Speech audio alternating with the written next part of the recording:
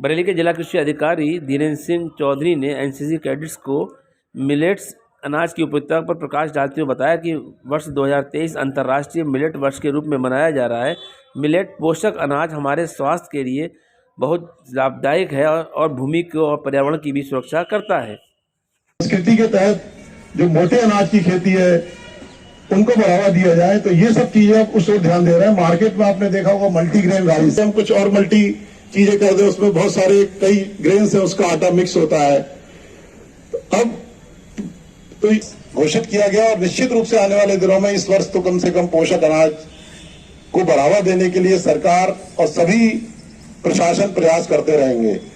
मुख्यतः पोषक अनाज में आपको बता दूं, जैसे हमारे जिले की जहां तक बात है तो मुख्यतः उसमें ज्वार बाजरा दोनों मिलेट्स में आते हैं। इसके अलावा आपने सुने होंगे रागी, कुटकी, कोदो,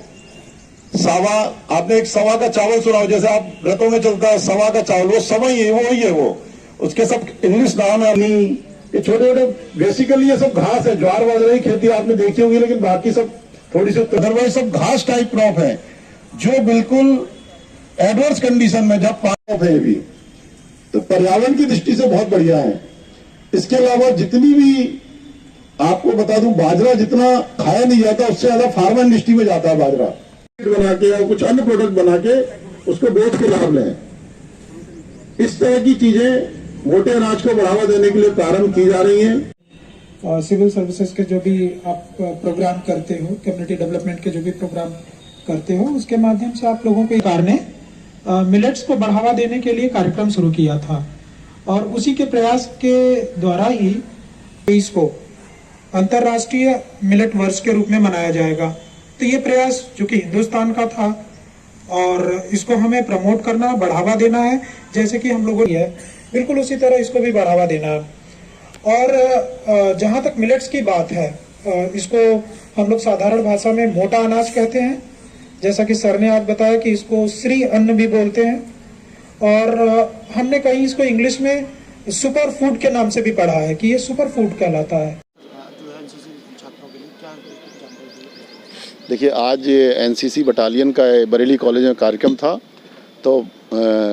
मैंने आज यहाँ पे मिलेट्स के लिए मुझे बुलाया था, मिलेट्स पे जानकारी देने के लिए। तो चूँकि भारत सरकार द्वारा 2023 के वर्ष को इंटरनेशनल ईयर्स ऑफ मिलेट्स घोषित किया है, इस वजह से मैंने मिलेट्स को बढ़ावा देने के लिए, मिलेट्स का क्या उपयोग है, मिलेट्स का क्यों हमारे लिए महत्वपूर्ण है, उसकी कौन कौन सी फसलें मिलेट्स में आती हैं और बरेली ज़िले में क्या क्या प्रयास किए जा सकते हैं और क्या क्या प्रयास किए जा रहे हैं, आने वाले दिनों में क्या क्या प्रयास किए जाएंगे, इस सब की जानकारी मैंने एनसीसी कैडेट्स को दी, जो मुझे लगता है बहुत ही उपयोगी होगी। और आने वाले दिनों में बरेली ज़िले या सभी स्तर पर जो भी भारत सरकार के प्रयास हैं, उनको आने वाले दिनों में प्रगति हम कर पाएंगे मिलेट्स के बारे में। किस चीज़ में है, चावल है, गेहूँ, किस चीज़ में आप नहीं, इसमें मेनली देखिए जो मुख्यतः क्रॉप है, ज्वार बाजरा, कोदो, कुटकी, सावा,